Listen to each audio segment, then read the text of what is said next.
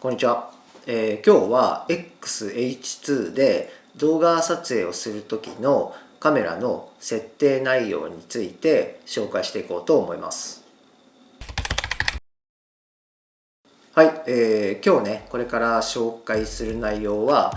色編集とかをしないで撮った素材をそのまま使う設定内容になります。で、自分はいつもね、撮影した後の色の編集っていうのは一切していなくて、撮った素材をそのままの状態で使ってるんですけど、H2 でこれまで4回くらいかな確か、いろんな設定を試してみたんですけど、ようやくね、これがベストだなって思える設定が見つかったので、今日紹介する内容は現時点での自分がベストだと思える設定内容になります。で、XS10 の時もね、紹介してるんですけど、その時の内容とは中身が全然違うので、H2 とかあと XT5 をね使ってる人は、参考にしてみてください。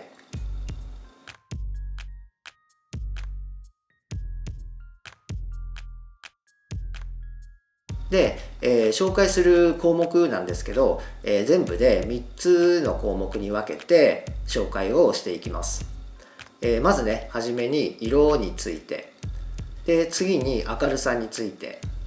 で最後にね、動画の動きとか、見え方について、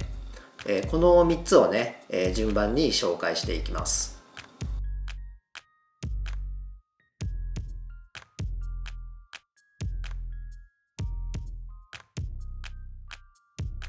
はい、ではね最初に色についてなんですけど、まずフィルムシミュレーションを、クラシッククロームに設定をしています。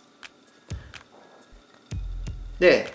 ホワイトバランスはカスタムにしていて R をマイナス1に設定をして使っています。で色についてはこれだけで、他のカラーとかは0のままで使っています。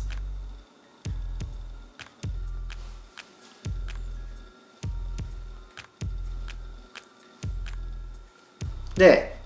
ホワイトバランスをカスタムにして自分で色を決めているんですけど、自分はこういうものをこういうものを使って色をカスタムに設定しています。で、ここの設定の仕方はちょっとね、動画がすごく長くなっちゃうので、次回ねホワイトバランスのカスタム設定方法についての動画を出すので、詳しくは次回の動画を見てください。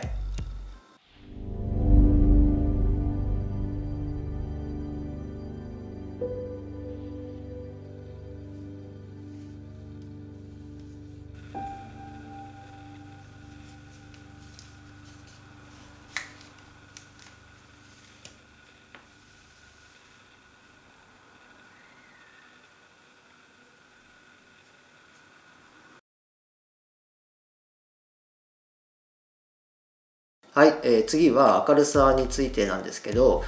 まずね ISO 感度を640にしています。で、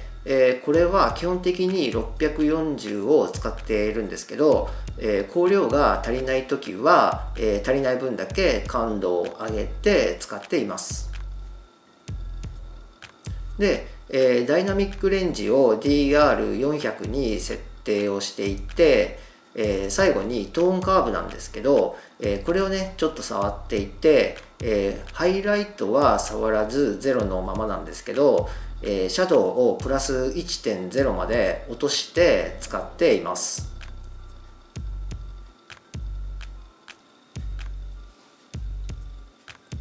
でトーンカーブをねなんで触ってるかっていうと、このカメラねかなりコントラストが緩くて、ちょっと自分はそこが嫌だったので、トーンカーブでシャドウをプラス 1.0 まで落として、使っています。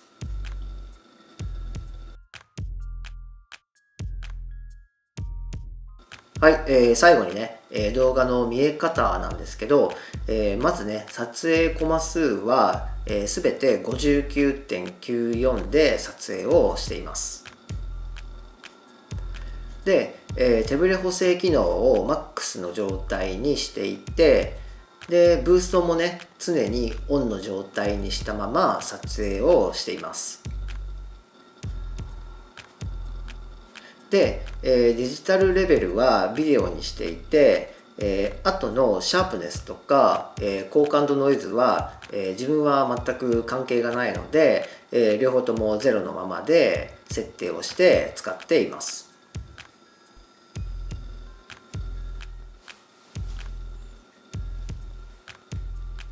で、デジタルレベルのところなんですけど、ビデオレンジとあとフルレンジで、両方試してみたんですけど、なんかねフルレンジの方は、画面全体がね、ちょっとこうベタっとした感じがして、自分はあまり好きではなかったので、ビデオレンジの方を自分は使っています。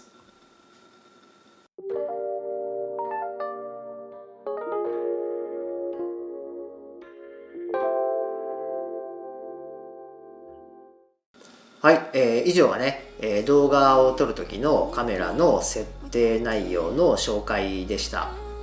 で、さっきも言ったんですけど、ホワイトバランスのカスタムのところなんですけど、こうやってね、